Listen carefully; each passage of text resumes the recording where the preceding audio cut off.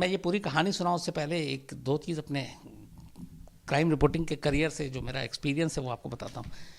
पता नहीं ऐसा क्यों होता है कि हर साल कुछ ख़ास डेट बड़े फिक्स होते हैं और ये बड़ी हैरान करने वाली चीज़ होती है।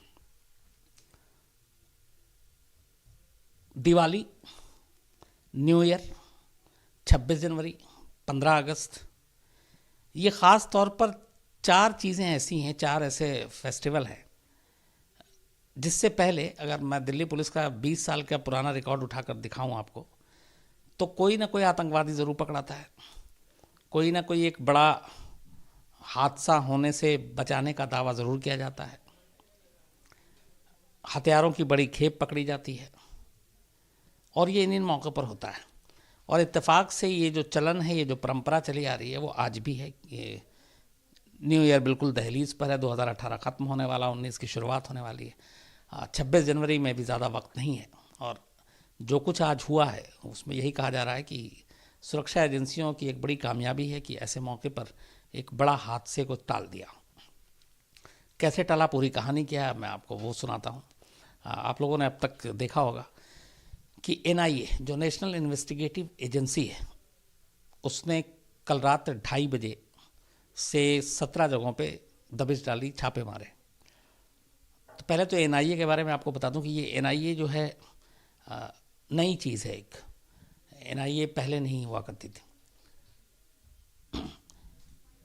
Police, state police, ATS anti terrorist squad या STF special task force, special cell, crime branch, CID, ये सारी चीज़ें थी। NIA की ज़रूरत इसलिए पड़ी कि देश में जब आतंकवाद की घटनाएं बढ़ने लगीं और कई बार आतंकवादियों को लेकर ज्यूरिसडिक्शन का झगड़ा भी होने लगा आपस में। अगर महाराष्ट्र में कोई ब्लास्ट हुआ और उसके आतंकवादियों के तार यूपी से जुड़े हुए हैं और वो आतंकवादी पकड़ा जाता है और यूपी में भी उसने क्राइम किया है, तो यूपी चाहती है कि पहले वो जांच करे, महाराष्ट्र पुलिस चाहती है पहले वो जांच करे। तो ये सारी चीज़ें चल रही थी। तो लगा कि एक डेडिकेटेड एजेंसी होनी चाहिए जिसकी महारत हो सिर्फ टेररिस्ट से जुड़े हुए मामलों की जांच करने की और उस पर काम करने की। इसके बाद NIA का गठन होता है कुछ सालों के अंदर ही और एक पूरी NIA की नई टीम बनती है, नेशनल इन्वेस्टिगेटिव एजेंसी। तो अब देश में जो भी इस तरह के आतंकवादी हरकतें होती हैं बड़े, उन सब की जांच का जिम्मा जो है वो NIA के पास है। तो NIA का काम यही है कि वो इस तरह की आतंकवादी घटनाएं, प्लानिंग, उनके ऊपर नज़र रखे, उनके ऊपर वो उनके बारे में जानकारी जुटाए। और जो ये काम करती है ये बाकी, चूँकि इनके पास इतनी बड़ी तादाद में NIA की अपनी टीम नहीं है, इतने लोग नहीं हैं कि ये जाके रेड भी करें, पकड़ें भी, इंट्रोगेट भी करें। तो ये अलग अलग स्टेट की पुलिस की मदद लेते हैं, दूसरी एजेंसियों की मदद लेते हैं। ये बात है करीब अगस्त सितंबर की। NIA चूँकि ऐसी तमाम चीज़ें जो ज़रा सा भी सस्पेक्टेड होती हैं, संदिग्ध होती हैं, उन पर नज़र रखती है, चाहे वो फिर चैटिंग हो, मैसेजेस हों, फ़ोन कॉल्स हों, तो ये सब कुछ चलता रहता है। ये हर एजेंसी का बेसिक काम है। तो NIA ऐसी कुछ चीज़ों पे नज़र रखी हुई थी। तभी उसे कुछ व्हाट्सएप के मैसेज और टेलीग्राम के ज़रिए कुछ मैसेज वो डिटेक्ट करती है, पढ़ती है, और उसको पढ़ने के बाद उसे लगता है कि कुछ गड़बड़ चल रहा है। लेकिन मुश्किल ये आ रही थी 3-4 महीने इसलिए लगे क्योंकि जो ये चैटिंग और टेलीग्राम के ज़रिए मैसेज आदान प्रदान हो रहा था, कोई फ़ोन पे बात नहीं करता था, तो बड़ी क्लियर नहीं थी चीज़ें। लेकिन ये था कि कुछ गड़बड़ हो रहा है। तो NIA अपनी लगी रही। बाकी लोकल जो पुलिस है, यूपी ख़ास तौर पर, और दिल्ली में स्पेशल सेल जो आतंक टेररिस्ट से जुड़े हुए मामलों को देखती है, उसके भी हेल्प ली और ये एक तरह से इनकी निगरानी जारी रही। कुछ नए लोग थे जिनकी चैटिंग चल रही थी, जिनका कोई पुराना क्रिमिनल रिकॉर्ड नहीं, किसी टेररिस्ट ऑर्गेनाइजेशन के साथ उनका कोई रिश्ता नहीं पहले का, बिल्कुल क्लीन और एकदम नए, और सबकी उम्र मुश्किल से 20 से 30 साल के बीच में, पढ़े लिखे, कोई इंजीनियर, कोई दूसरे पेशे का, लेकिन सारे पढ़े लिखे और स्टूडेंट। तो NIA ये सारी चीज़ें लगी रहती है और उसे इतना तो पता है कि ये लोग कुछ गड़बड़ी की साजिश रच रहे हैं, कुछ करना है, लेकिन क्या, कब, कहाँ, कैसे, ये कुछ जानकारी नहीं थी। इसी बीच अचानक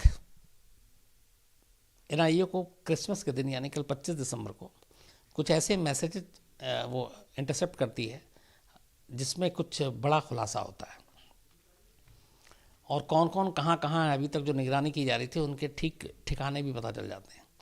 इस बीच एनआईए का एक पास उनमें से ही किसको एक हाथ भी लग जाता है, उससे पूछताछ होती है तो वो भी मदद करता है उसमें।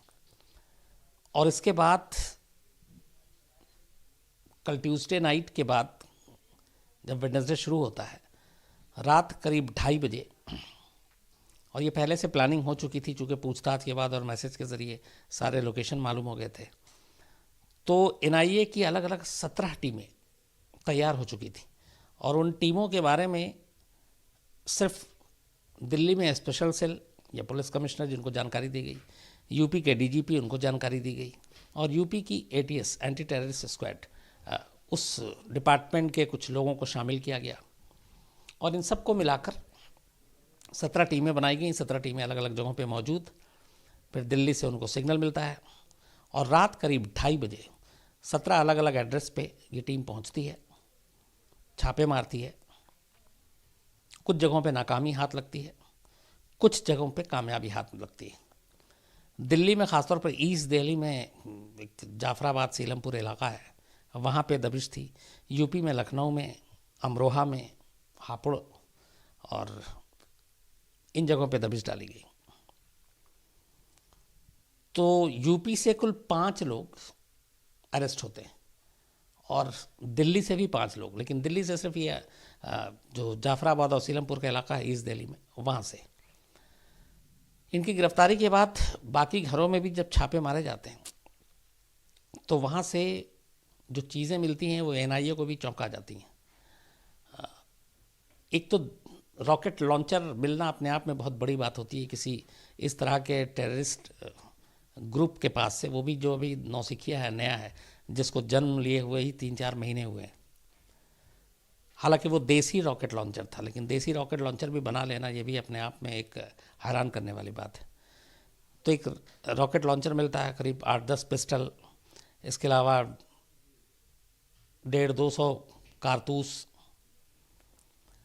ये सारी चीज़ें तो होती हैं, लेकिन जो ब्लास्ट करने के लिए जो मटेरियल था वो बहुत बड़ी तादाद में, मतलब शुरुआत में जब उसका हुआ था कि करीब 25 केजी से ज़्यादा। इसके अलावा जो सबसे बड़ी चौंकाने की चीज़ थी वो 110 से ज़्यादा जो क्लॉक अलार्म है वो मिलना, और ये 110 अलार्म जो इसका यूज़ होता है वो जनरली आप टाइमर के साथ, जब आप बॉम्ब बनाते हैं तो टाइमर का काम करता है और उसमें फिक्स करते हैं। तो इस तादाद को देखते हुए अगर मान लीजिए कि 110 है, 100 भी अगर वो इस तरह के बॉम्ब बना रहे हैं, इसका मतलब है 100 जगह पे बम ब्लास्ट करेंगे।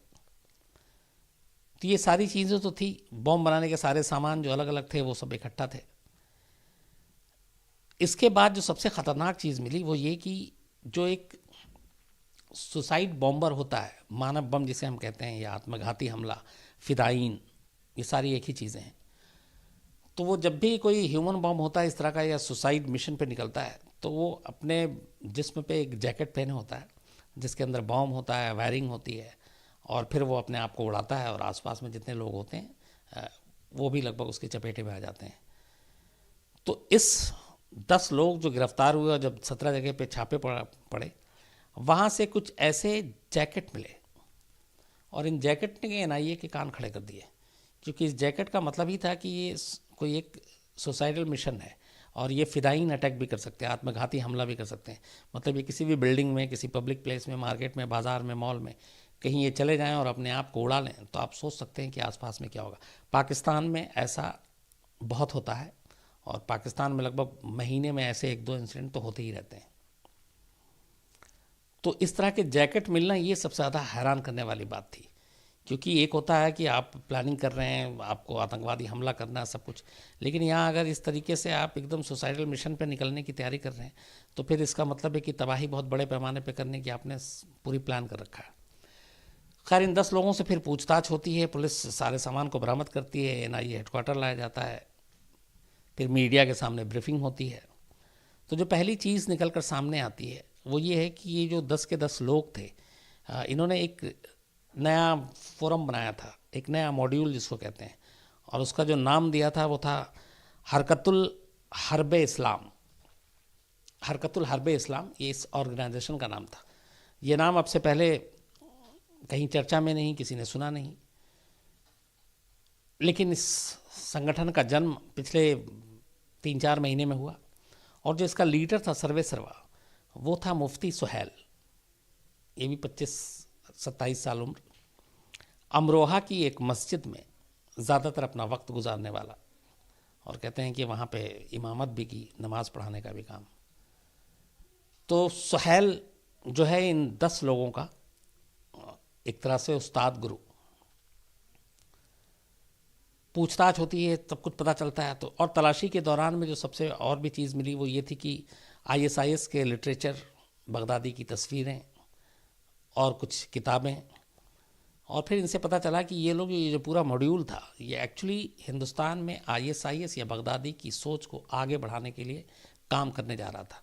और वो सोच क्या है? वही आतंक और नफ़रत की सोच है कि यहाँ तबाही और बर्बादी करनी है। फिर सब इनसे डिटेल से पूछताछ की गई तो पता चला कि इनका जो टारगेट था वो दिल्ली के जितने भी सिक्योरिटी इंस्टीट्यूशन है या इस्टेब्लिशमेंट है, जैसे दिल्ली पुलिस हेडक्वार्टर ये आईटीओ पे है, और लगभग हम लोगों का हर क्राइम रिपोर्टर का वहाँ आना जाना होता है डेली। एक वो सीबीआई का भी हेडक्वार्टर दिल्ली में ही है। वो जो बड़े बड़े गवर्नमेंट के बिल्डिंग्स हैं, दफ्तर हैं, वो निशाने पर। जो भीड़ भरे बाज़ार हैं, दिल्ली पहले भी आतंकवादी हमला, चाहे वो लाजपत नगर हो या फिर सरोजनी नगर मार्केट हो, पहाड़गंज हो, वहाँ धमाके हो चुके हैं पहले भी, 2006-07 में भी हुए थे। तो ऐसे बाज़ार ये सारे इनके निशाने पर थे। और साथ में ये भी था कि ये आतंकवादी हमले के साथ साथ इन जगहों पे ये आत्मघाती हमला भी करने की साजिश रच रहे थे। मतलब ऐसी जगह पे जाकर अगर किसी बाज़ार में खड़े हो गए और ख़ुद को उड़ा लिया, तो जिस तरीके का विस्फोट और जो वो तैयार कर रहे थे बम, तो आराम से अगर एक ह्यूमन बम अपने आप को इस तरह उड़ाता और भीड़ वाली जगह पे, जहाँ पे जगह भी कम है, आपके आसपास लोग काफ़ी हैं, तो आप मान के चलिए कि वो अपने साथ 50-100 लोगों को लेकर मरेगा। तो इनकी प्लानिंग यही थी पूरी, और ये सब कुछ बहुत जल्दी करना था। हो सकता है वो न्यू ईयर से पहले, क्योंकि दिल्ली में भी अब 31 दिसंबर को आप कहीं पे भी निकल जाएं, बल्कि 25 तारीख क्रिसमस से ही ट्रैफिक जाम शुरू हो गया था। तो लोग नए साल का जश्न मनाने के लिए घरों से बाहर आते हैं, कनॉट प्लेस हो या बड़े दूसरे बाज़ार हों, रेस्तरां, पब, मॉल, यहाँ पे लोगों की भीड़ होती है और बहुत ज़्यादा होती है। तो ऐसी जगह पे निशाना बनाना, उनको टारगेट करना ज़्यादा आसान होता है, हालांकि सुरक्षा बहुत होती है, जगह जगह बैरिकेड्स लगे होते हैं। दिल्ली को टच करने वाले जितने भी बॉर्डर हैं, चाहे वो यूपी हो, राजस्थान हो, हरियाणा हो, उन सब बॉर्डर को लगभग एक तरह से सील ही कहते हैं कि आप हो चुका होता है, बिना तलाशी के ना गाड़ियाँ आती हैं ना लोग आते हैं। लेकिन कई बार लापरवाही भी होती है। तो अब 2 चीज़ें थी, एक न्यू ईयर और दूसरा 26 जनवरी। 26 जनवरी चूँकि इसलिए ज़्यादा उसमें ख़तरा रहता है कि हमेशा कोई ना कोई फॉरेन डिग्नेटरी जो हैं वो हमारे मेहमान होते हैं उस परेड के। जैसे कुछ साल पहले अमेरिकन प्रेसिडेंट थे, वो यहाँ पे मेहमान थे उसके, ओबामा। तो ये उनका टारगेट था। और एनआईए की माने तो वक्त रहते कुछ ऐसी चीज़ें थी जो इंटरसेप्ट की गई, जिसकी वजह से इनका पूरा मॉड्यूल जो है वो पकड़ा गया और ये लोग हत्थे चढ़ गए। अब सवाल ये है कि यहाँ तक तो कहानी पूरी एनआईए ने दे दी, इन लोगों को पकड़ भी लिया, और ये भी है कि ये एक चीज़ और जांच में आई कि जो 10 लोग हैं, इनका डायरेक्ट जो, जिसको ये बता रहे हैं कि इस पूरे मॉड्यूल का हेड है मुफ्ती सुहैल, उसके साथ कोई रिश्ता या लिंक इस्टेब्लिश नहीं हुआ। तो सवाल ये हुआ कि उसने फिर ये गिरोह खड़ा कैसे किया। तो एनआईए की कहानी ये है, उन्होंने जो बताया कि शुरुआत की मुफ्ती ने, और जो सुहैल एक बाहर में हैंडलर है। अब वो बाहर में किस कंट्री में है इसका फ़िलहाल एनआईए के पास जवाब नहीं है, या हो सकता है कि जांच जारी है, असर पड़ सकता है, इसलिए उन्होंने मीडिया के साथ शेयर नहीं किया। लेकिन वो हैंडलर बाहर है। अब वो लेकिन कहाँ है, क्या वो इराक में है, सीरिया में है, पाकिस्तान में है, अफ़गानिस्तान में है, क्योंकि इन सारों जगह पर ISIS का वजूद है और वहाँ पे ये एक्टिव है।